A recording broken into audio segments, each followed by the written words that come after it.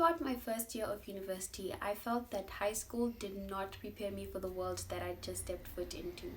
From hangovers that lasted longer than they should have, to learning how to balance my mental health with my ambitions, I was lost. Hi everyone, welcome back to my channel. If it's your first time here, thank you so much for clicking on this video, and if you are a returning subscriber,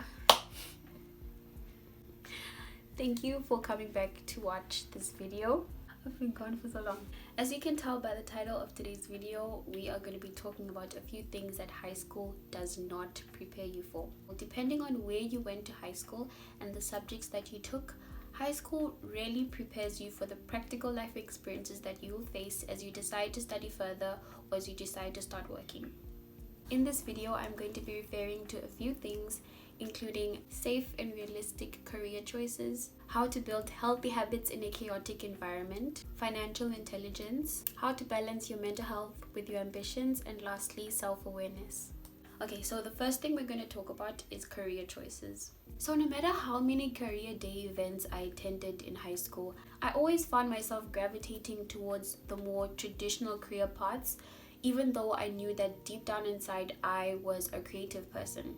Because I had it in my head that it was only through those traditional routes that I would become the successful person that I want to be. And keeping this in mind, a lot of traditional career paths are oversaturated. This would mean that more people would be graduating with the same degree that you have. More people would be applying for the same jobs that you are applying for.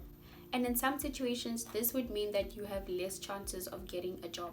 And even though this may seem like common knowledge, common sense is not so common, because I didn't have the common sense to think that certain career fields would be oversaturated. I just naively believed that I would pick whatever career option I picked, go to university, and afterwards get a job and everything will be fine, I'll be rich and I'll be happy.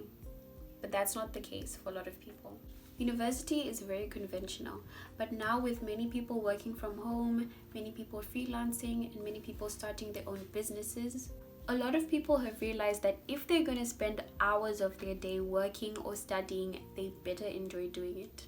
And even if they don't enjoy it, many people are using what our parents would have considered good jobs or good incomes as just a stepping stone to propel them to where they actually want to be, and to be doing what they actually want to do and finding a way to monetize it.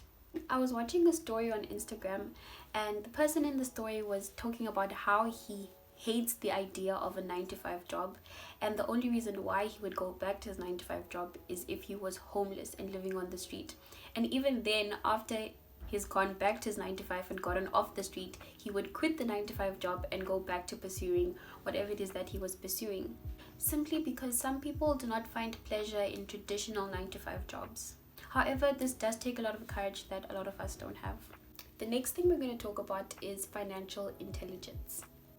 In a world that revolves around money, financial intelligence is so important.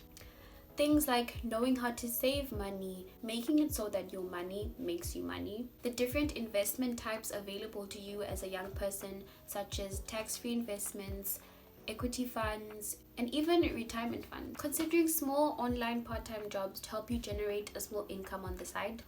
And platforms like Google Career Certificates and Easy Equities are now coming to the forefront, but I'm sure they've always been around or available for people to use. Also things like how to build your credit score or even calculating your credit score. Like, we're not taught these things in high school.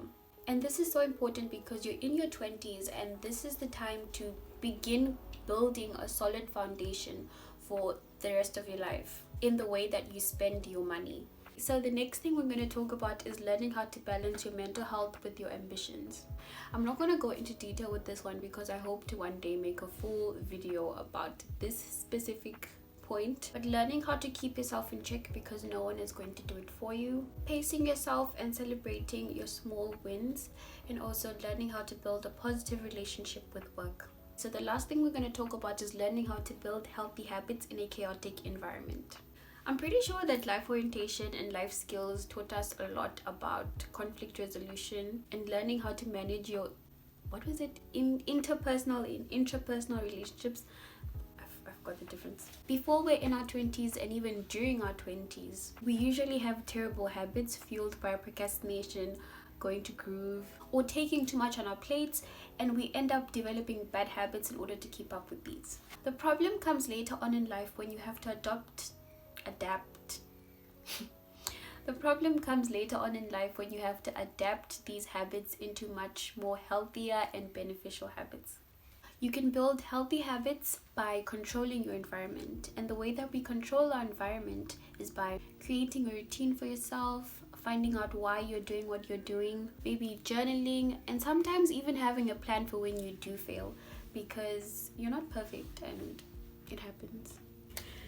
Okay, so these were just some of the things that I felt that high school did not prepare me for. But it's also important to watch and listen to this with a grain of salt, because at the end of the day, it is up to you as a person to learn as much as you can and to educate yourself as much on certain topics. Once you realize that something doesn't make sense to you, or you're not completely understanding how this will benefit you in the long run. Having said that, that's it for today's video. If you made it this far into the video, thank you so much for continuing to watch. If you haven't subscribed, please subscribe. If you like this video, give it a thumbs up. And if you want other people to watch this video, then share it. Thank you for watching, and I'll see you in my next video. Bye.